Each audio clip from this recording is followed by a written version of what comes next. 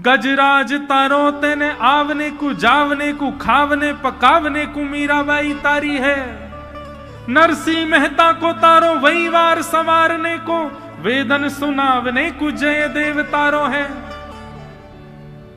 हे नाथ, गजराज तारो तेने आवने को जावने को। बहुत सुंदर पंक्ति है। आपने गजेंद्र को क्यों तारा? इसको कहते हैं व्याज स्तुति। क्या कहते हैं? जोर से बोलो। व्याज स्तुति का मतलब क्या होता है? नोचते हुए स्तुति करना। ठाकुर जी को छेड़ते हुए स्तुति करना। ऐसे करते हैं ना हम लोग कई बार। हाँ, पिताजी से कहते हैं आपको तो वही ज्यादा प्यारा है, मैं तो प्यारा हूं नहीं। इस प्रकार हम पिताजी से कभी कहें, मां से कभी कहें। इस प्रकार भक्त ठाकुर जी से क्या कहते हैं? बोले आपने गजेंद्र को क्यों उबारा? तब कह रहे हैं गजराज तारो तेने आवने को जावने को। बोले आपको सवारी करनी थी उसकी, आपको लगा बढ़िया गाड़ी मिल जाएगी, हाथी, इसको उबार दो। आपने उसकी रक्षा कर दी, वैकुंठ ले गए, उस पर बैठ के घूमते हो आप पूरे दिन। मतलब आपका कोई ना कोई काम जब बनता है तभी आप कृपा करते हो, बिना काम के आप कृपा नहीं करते। और अपना नाम रख दिया कृपालु, भक्त वत्सल कृपालु। आप बिल्कुल भक्त वत्सल कृपालु नहीं हो। ठाकुर जी से ऐसे नोक झोंक करते हुए भक्त कहता है गजराज तारो तेने आवने को जावने को। आपने आने जाने के लिए गजेंद्र को तारा, और खावने पकावने को मीराबाई तारी है। वैकुंठ के रसोईया आजकल बढ़िया भोजन नहीं बना रहे थे, तो आपको बड़ी लगी क्या करें, कोई बढ़िया भोजन होना चाहिए। तो आपने देखा भारत में सबसे बढ़िया भोजन कौन बना? मारवाड़ी बहुत बढ़िया भोजन बनाते हैं। राजस्थान के लोग बहुत अच्छा प्रसाद बनाते हैं। सोई महाराज आपने मेवाड़ की, मेड़ता की मीराबाई को चुन लिया। बोले हाँ चलो ठीक है, थोड़ा बहुत भोजन खाती, इसको तार दो। क्या करेगी? वैकुंठ में आके बढ़िया बढ़िया रोटी बनाएगी। अब हम तो मध्य प्रदेश में बैठे हैं, लेकिन मारवाड़ी लोग क्या बढ़िया भोजन पाते हैं। एक से एक सामग्री बनती है उनके यहाँ। ऐसी ऐसी सामग्री की सुने ही नहीं हो नाम। बोले आपने भोजन करने के लिए, बढ़िया बढ़िया भोजन पाने के लिए मीराबाई को तारा, और गजराज तारो तेने आवने को जावने को खावने पकावने को मीराबाई तारी है। नरसिंह मेहता को तारो वहीवार सवारने को। नरसिंह मेहता को क्यों तारा? बोले बहुत दान दक्षिणा चढ़ती है मंदिरों में, तो एक वो भी होना चाहिए, मुनि हिसाब किताब रखे, कहां कितना चढ़ रहा है, पूरी लेखा जोखा रखे। आप तो पूरे दिन यूं ही खड़े रहते हो, आपका ध्यान तो जाता नहीं कौन कितने चढ़ा रहा है। तो एक व्यक्ति मुनि में रहना चाहिए ना, दिखता रहे, विवाह आपका सारा व्यापार संभाले। नरसिंह मेहता को तारो वहीवार सवारने को, और वेदन सुनावने को जयदेव तारो है। जयदेव महाप्रभु, महाकवि जयदेव बहुत सुंदर सुंदर रचनाएं सुनाते थे, इसलिए आपने उनको तार दिया ताकि वो बैठ करके आपको सुंदर सुंदर रचनाएं सुनाया करें, वेद सुनाया करें। ठाकुर जी आप निष्काम किसी को नहीं तारते हो, सबसे आपकी कोई ना कोई चीज पूरी होती है। और रैदास तारो तेने चामड़ा मधावने को। बोले रैदास को क्यों तारा? बोले वो जूती बनाने का काम करते, बढ़िया बढ़िया सुंदर जूती बना बना के आपको पहनाएंगे, कभी पादुका बना के पहना देंगे, कभी सुंदर आपके लिए कुछ ना कुछ। सबसे देखो ठाकुर जी आप भी कम, आपके अंदर भी निष्काम नहीं है, आप भी कामना से ही भक्तों को तारते हो। ठाकुर जी बोले ऐसी बात नहीं है। तो बोले ठीक है, तो फिर एक काम करो। बोले क्या? मुझे तार के दिखाओ, क्योंकि मुझे कुछ नहीं आता, मैं आपके किसी काम का नहीं हूं, मुझे तार के दिखाओ। मोहे तारो वा में आपकी भलाई है। मुझे कुछ नहीं आता, रोटी बनवाओगे तो श्रीलंका का नक्शा बना दूंगा, सब्जी बनवाओगे तो क्या बने कुछ समझ नहीं आएगा, वस्त्र बनवाने को कह दोगे तो नाथ चित्रे बना दूंगा, श्रृंगार करने को कह दोगे तो पता नहीं क्या से क्या आपको बना दूंगा। मैं आपके किसी काम का नहीं हूं, मैं तो पैर पे पैर धरे पड़ा रहता हूं, महा आलसी जीव हूं, मुझे तारो।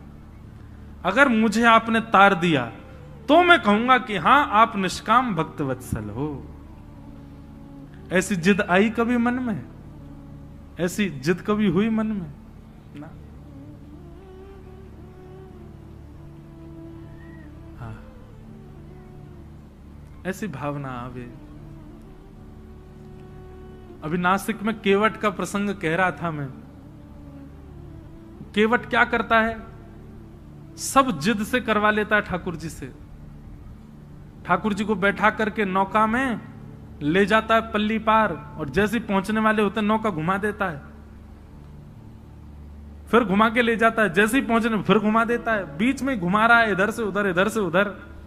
राम जी बोले भले आदमी, हमको पार क्यों नहीं कर रहा है, तू 1 घंटा से नाव चला रहा है। केवट बोला इतने में ही थक गए आप, और आप जो हम लोगों को 84 लाख में घुमाते रहते हो, कभी छिपकली बनाते हो, कभी चींटी बनाते हो, कुकर बनाते, सूकर बनाते, दया आती है आपको हम पे जरा भी? 84 लाख में पूरा, जब तक 84 लाख का फेर नहीं हो जाए तब जाके हमको मानव बनाते हो, और यहाँ 4 फेरे में ही हार गए। कम से कम 84 तक तो रुको। राम जी के नेत्र सजल हो गए। तो बंधु, ये मुझे ऐसी वाली भक्ति बड़ी प्रिय लगती है वैष्णवों की, जो ठाकुर जी से ऐंठ करके, ऐंठना समझते हैं? ऐंठ करके मतलब थोड़े जो है, हमारे ब्रज की एक सवैया है, हम श्री राधे जू के बल अभिमानी। हमको किसका अभिमान है? बोले किशोरी जी के बल का अभिमान है हमको। हम श्री राधे जू के बल अभिमानी, टेढ़े रहे मोहन रसिया सो, बोलत अटपटी वाणी। ठाकुर जी से अटपटी वाणी बोलते हैं किशोरी जी के, बल अभिमानी। ठाकुर जी काय बात को इतरा रहो भैया, इतनो ऐंठ के काय को बोल रहा? बोले जाने ना है, किशोरी जी की कृपा है हमारे ऊपर, चुप रहियो लाला, कुछ बोल मत जाइयो। ठाकुर जी अच्छा अच्छा अच्छा क्षमा। तो ये ऐंठ करके भक्ति करने वाले, ये मुझे बड़े प्रिय लगते, पर ये जबरदस्ती ऐंठने मत लग जाना, कल से भ्रकुटी टेढ़ी कर देंगे, त्रिलोकीनाथ हैं वो। जब भाव आए, जब उस स्थिति में आओ, तब की बात अलग है।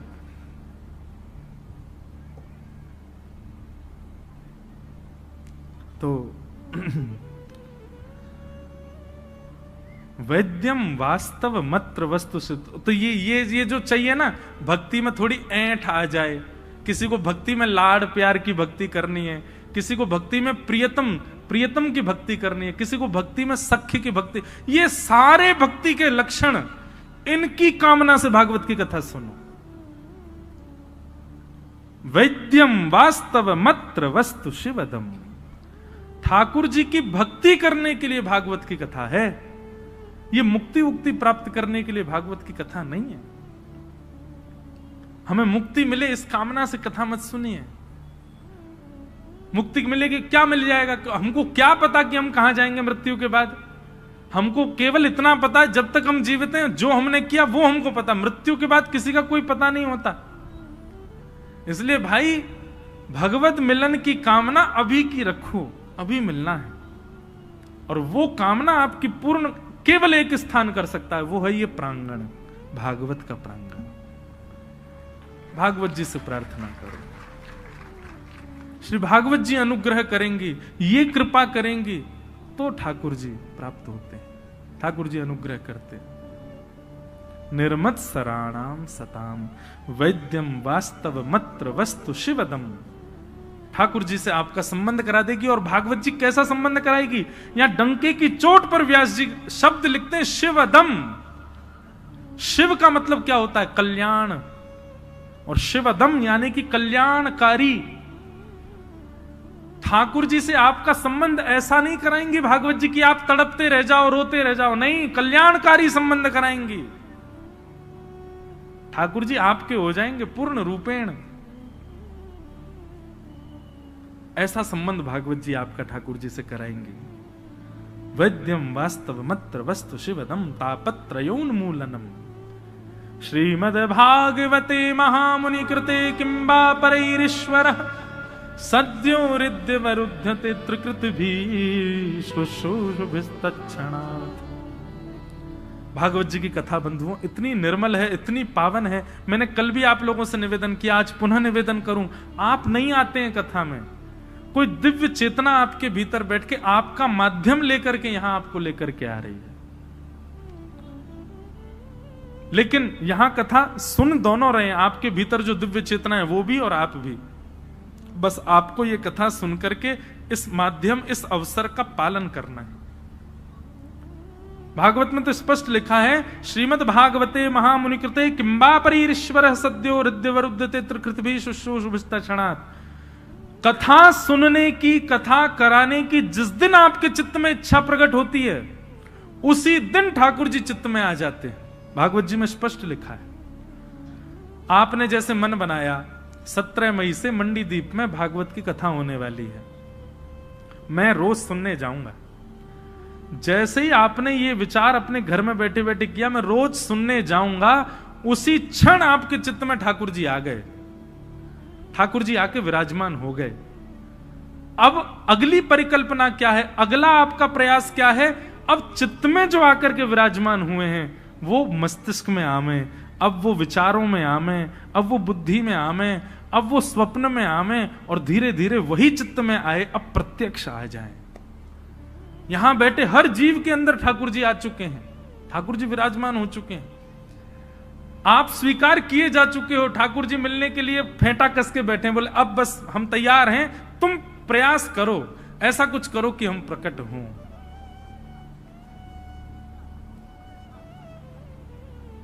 और वो कैसे करना, वो भागवत में बताई जा रही है। दुनिया भर के हम पॉइंट्स बता रहे हैं, उन्हीं का पालन करने लग जाओ, वही चित्त में आए ठाकुर जी, प्रकट हो जाएंगे। तो भागवत का सबसे बड़ा फायदा यह कि ठाकुर जी आ गए हैं, बस अब आपको इतना प्रयास करना है कि वो चित्त से प्रकट होकर के सन्मुख आ जाएं।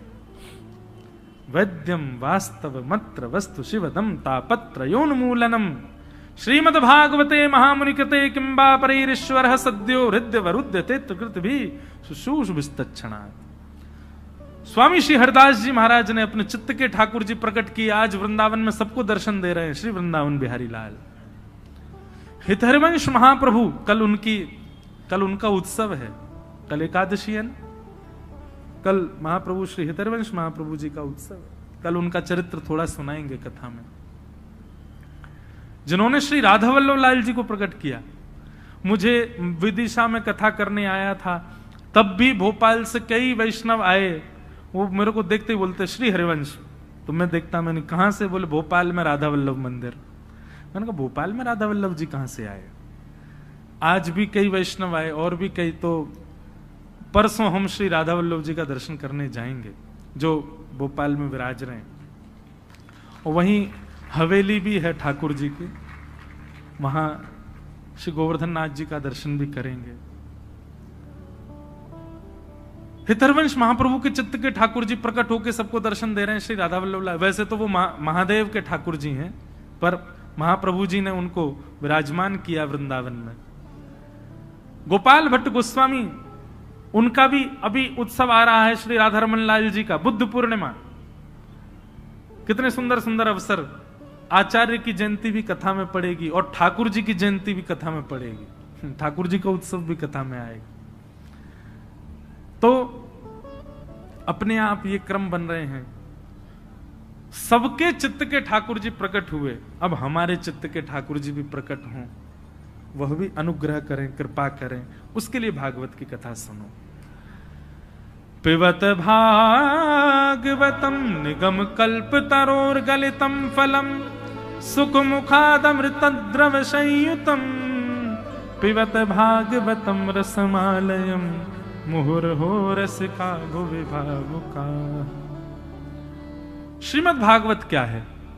वेद रूपी वृक्ष का पका हुआ फल है श्रीमद् भागवत।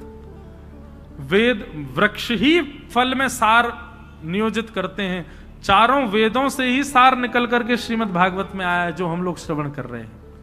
समस्त वेदों का सारम सारम समुद्वतम, और सुख मुखाद अमृत द्रव संयुतम। सुखदेव जी के मुख से प्रकट होने के कारण ये भागवत की कथा अमृत तुल्य हो गई है, ये अमर बना देती है सुनने वालों को। और पिबत भागवतम रसमालयम, इस भागवत की कथा को पियो। भागवत की कथा सुनने का विषय नहीं है। पिबत भागवतम रसमालयम, भागवत की कथा को पियो, कानों में भर भर के इसका सुंदर रस पान करो। मोहर हो रस का भुवि भाव। कितना पिए? बोले पीते रहो पीते रहो पीते रहो। आसावरी कितना पियो। हमारे स्वामी श्री हरदास जी महाराज एक पद गाते हैं, बहुत सुंदर।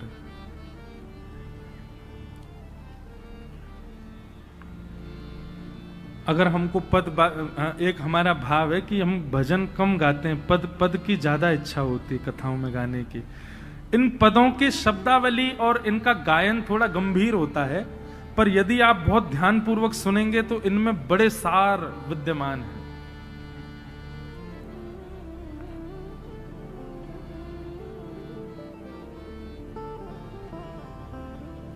श्री वृंदावन बिहारी लाल जी को जिन्होंने प्रकट किया, ऐसे श्री स्वामी हरदास जी महाराज एक बहुत सुंदर भाव कहते हैं।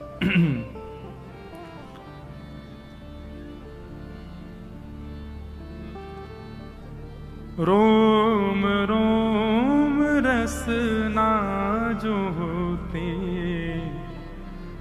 तो तेरे गुण ना बखाने जात।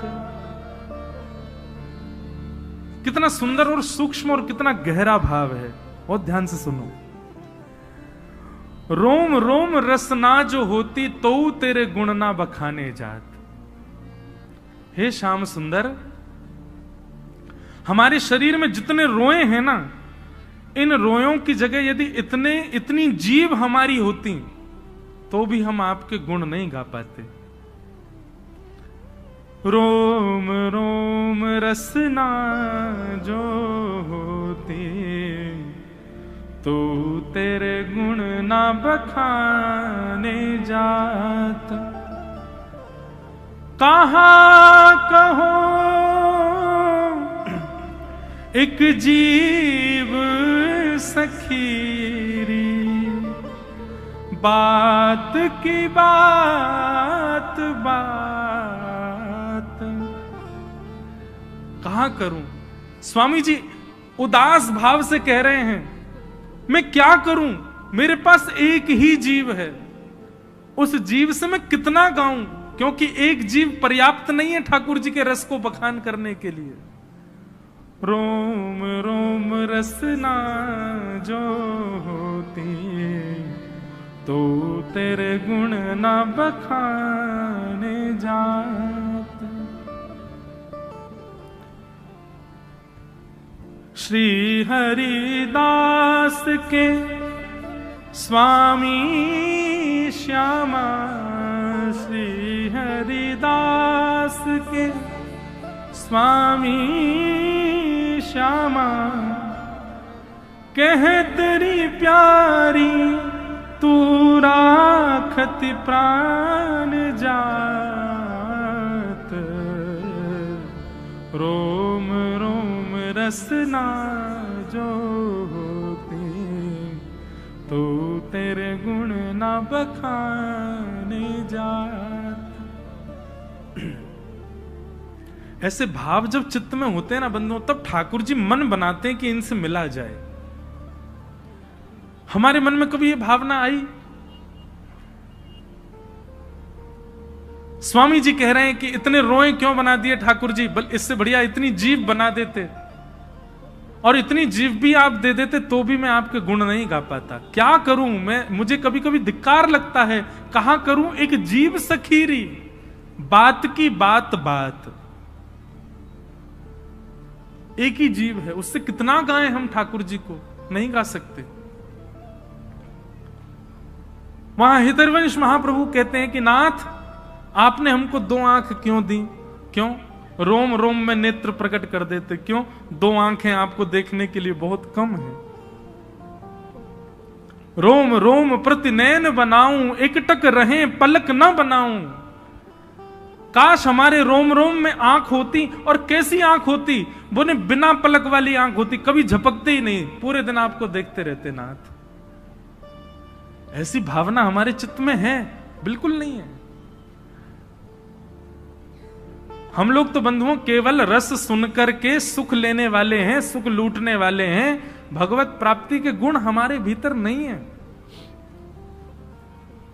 ये मैं इसलिए कह रहा हूं ताकि इस चोट को पाकर के किसी के चित्त में ये भावना आवे कि मेरे अंदर ऐसे भाव आए कि मुझे ठाकुर जी मिले।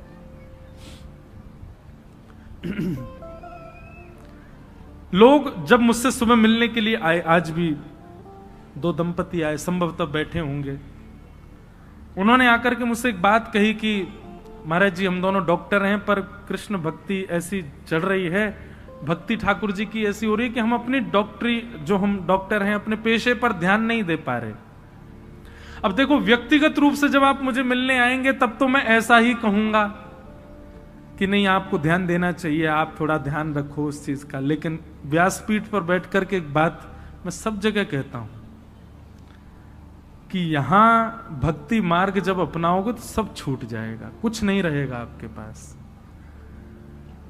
यदि सबको संभालते हुए आप ठाकुर जी का भजन कर रहे हो, अच्छी बात है, लेकिन वो भक्ति का मुख्य रूप नहीं है। या तो इस मार्ग पर मत आइए, इस मार्ग पर मत चलिए, और अगर इस मार्ग को आप स्वीकार कर रहे हैं तो इस बात की पहले ही जिम्मेवारी रखिएगा अपने ऊपर, सब छूट जाएगा, कुछ नहीं रहेगा आपके पास। धीरे धीरे निवृत्ति होती है भक्ति मार्ग में। भक्ति मार्ग में आप साधनों को रखते नहीं हैं, साधनों से निवृत्त होते हैं, विरक्त होते हैं। यहां इकट्ठा नहीं किया जाता है, यहां बांटा जाता है, यहां लुटाया जाता है। और आप यदि संचित रख पा रहे हैं, इकट्ठा कर पा रहे हैं, तो अभी आप भक्ति कर रहे हो, पर ठाकुर जी की नजर में चढ़े नहीं हो। जिस दिन उनकी नजर में चढ़ गए वो सब छुड़वा देंगे, कुछ नहीं रहेगा आपके पास। गोपियां गोपी गीत में कहती हैं, तब कथामृतम तप्त जीवनम कविभिरीडितम कल्मषापहम श्रवणमंगलम श्रीमदाततम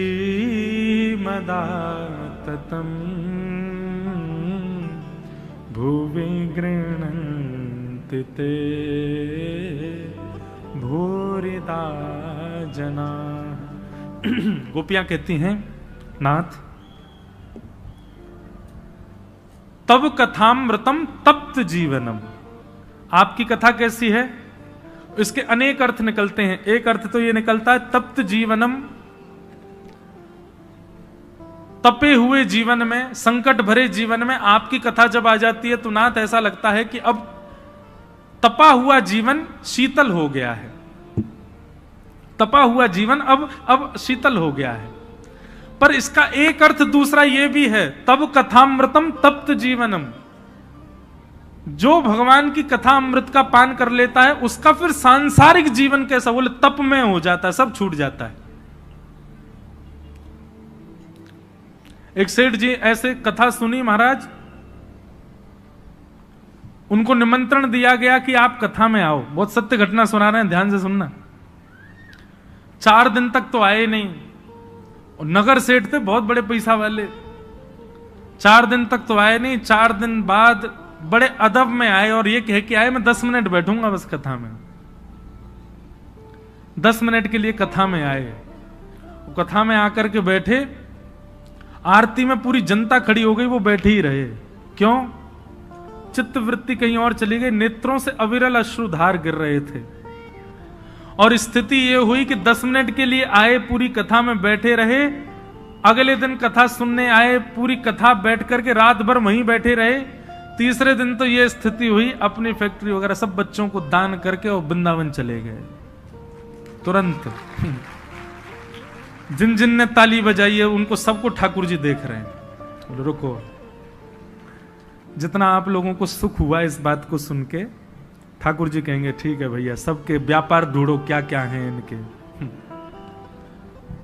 ये सुनने में बड़ी सहज लग रही है बात, लेकिन इसका अर्थ यही है, तब कथामृतम तप्त जीवनम। देखो भैया, ठाकुर जी जब हाथ पकड़ते हैं ना, तो सब जगह से आपका हाथ छुड़वा देते हैं। लोक लाज मर्याद सब जगह से आप निवृत्त हो जाओगे, किसी के लायक नहीं रह पाओगे। ठाकुर जी के लायक बन गए तो फिर किसी के लायक नहीं रहोगे, फिर ठाकुर जी के लायक ही रहोगे बस।